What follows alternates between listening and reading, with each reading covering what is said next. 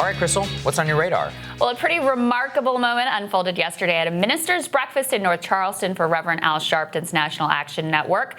At a time when Bernie Sanders has been facing a media onslaught and a candidate pile-on over comments about Fidel Castro's literacy program, Bernie found a very unlikely and highly effective, I have to say, defender, Reverend Al Sharpton himself. The civil rights movement always was targeted by those that would use the Red Scare. They accused Dr. King of being a communist. Every major leader in the 60s, they tried to call socialists a communist. Whatever you decide to do on Saturday, do not go by those that use the socialist tag to try to separate us from what we need to do for this country, because we've been down that road before, and we are not that stupid to allow you to tell us who is what. Now, honestly, I couldn't really tell you just how important a validator Reverend Al is within the black community in South Carolina at this point, but I can tell you his message was compelling and that Bernie Sanders could use more trusted validators making a similar case as he seeks to move from being a movement candidate to calming the nerves among older voters who have been the most skeptical of his positioning. But there was something even more interesting about Reverend Al's decision to go to bat for Bernie Sanders. This is a man who, maybe better than anyone I've ever met, understands power. He understands how to turn the tables on power when he uses TV cameras and the press to try to get justice for the often poor working-class families who would otherwise be ignored and tread upon by our unjust system of justice. He understands power when he sees the rise of Barack Obama and jumps on board from very early when it was far from a safe bet. He understands power when he sees the ubiquity and influence of cable news and makes himself an esteemed and relevant voice on MSNBC. And that introduction of Bernie Sanders was yet another recognition of power. Reverend Al was just one of the indications, though, this week that we saw of establishment figures starting to bend the knee to the likely nominee. And if they're smart, they should. Remember, Bernie just pulled off something no other candidate has ever done by getting the most votes in all three of the first states. Now, if any other candidate had pulled that off, right now we'd be measuring drapes and talking VP picks. Since it's Sanders, of course, we still have to live with the very real possibility of a contested convention and obnoxious media narratives about this or that pathetically outmatched candidate's comeback. In addition to Reverend Al, though, we reported yesterday on Nancy Pelosi's new comments indicating she would be comfortable with Bernie as nominee. You think anyone in this town understands power better than Nancy Pelosi? Chuck Schumer also indicated his comfort with Sanders as the nominee on Tuesday, saying, "We have a lot of strong nominees. I'm not supporting one over the other, but I think every one of them will beat President Trump."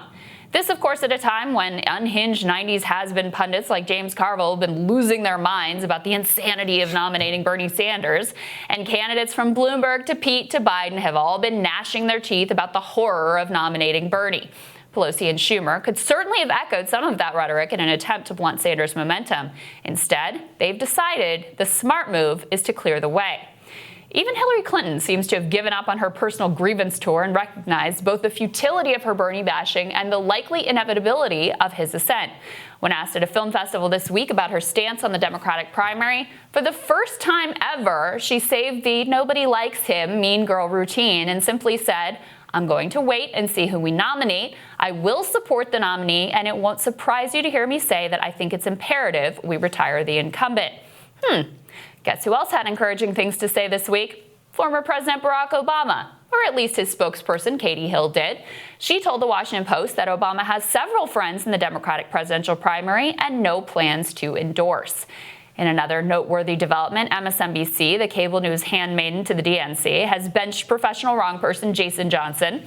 According to the Daily Beast, Johnson has been taken off of MSNBC coverage after having made derogatory comments about Sanders' National Press Secretary Brianna Joy Gray, saying that she is from the island of misfit black girls. Johnson has been, of course, at the forefront of chiding Sanders supporters for allegedly toxic behavior.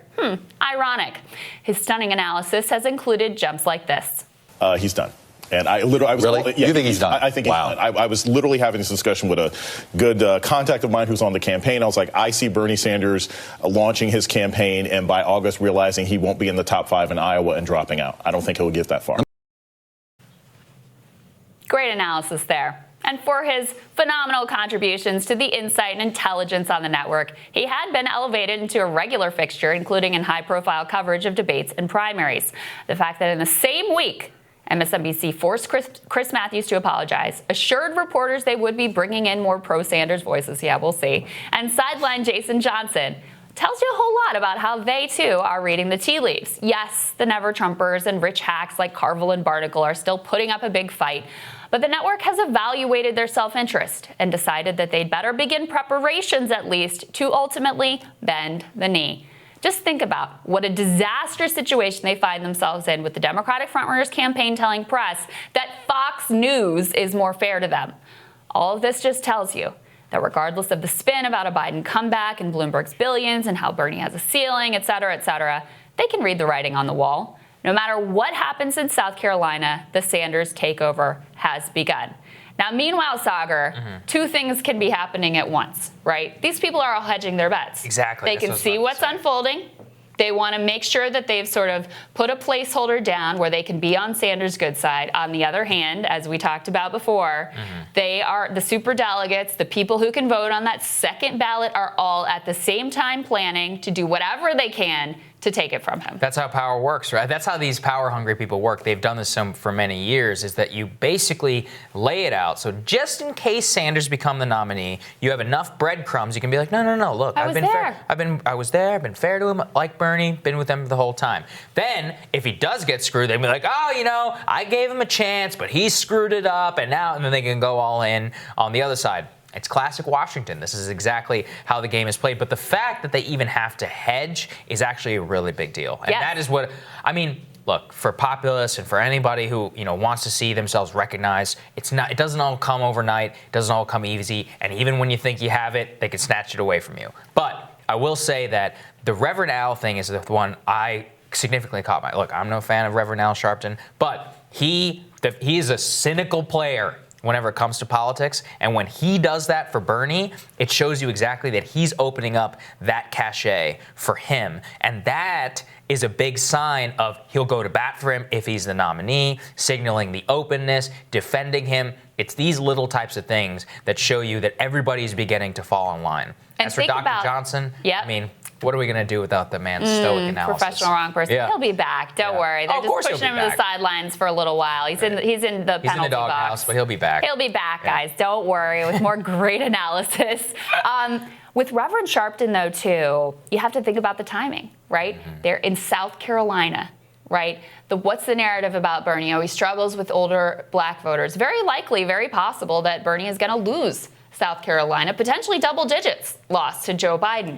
And yet still at that moment, when it matters the most, on the very day when Jim Clyburn has gone and endorsed Vice President Biden, to offer that defense of him in such stark terms and say, don't let them red bait you, essentially, you vote with the person that you believe in, that was a pretty remarkable moment to watch unfold. And you're absolutely right. Too. Listen, whatever you think of Reverend Al, he understands power, he gets how the game is played, and he is not a stupid man. I can assure you that, having worked with him. No, he will never. Look, he's doing what we talked about. It's all about hedging your bets. The fact that Hillary didn't come out and take that swipe again, she knows what's up. And then again, I'm not saying they aren't all on the phone trashing him behind his back. Of course. But what is essentially happening is that people can read the tea leaves. People want access to the potential administration. This is one of the things where they both have learned the lesson from Trump and haven't, which is that so much of the establishment pushback against Trump actually made it so that a lot of them were sidelined in the initial months of the administration. I think a lot of people have learned, they're like, no, we can't do that. Which is that if he's going to win, only the real diehards will not play ball, I think, from the very beginning, because they can see how if you play ball, you might be able to preserve some of your interests if that is to occur. So the MSNBC thing is a really big deal. And ultimately, as we've talked about, from a business perspective, they have to do this because their viewers are all going to vote for Bernie. Not a single one of them is going to vote for Trump, right? And the real question is, are they going to stay home or are they going to vote for Bernie? I think most of them are going to vote for Bernie. And so if you start with this relentless, anti-Sanders propaganda, it will just come back to bite them whenever the general election time, especially because those people won't be able to actively convey it properly to their viewers in the terms that they understand. Yeah, and by the way, the Obama thing also significant. Huge. Because some of these people in this town in particular in media have been fantasizing about the one person who could swoop in and make things right for Joe Biden and make things right for the establishment. It's Barack Obama, and he is saying unequivocally he's not getting involved. Yeah. Staying out. There you go. Significant. All right, Sagar, looking forward to your radar. That's next.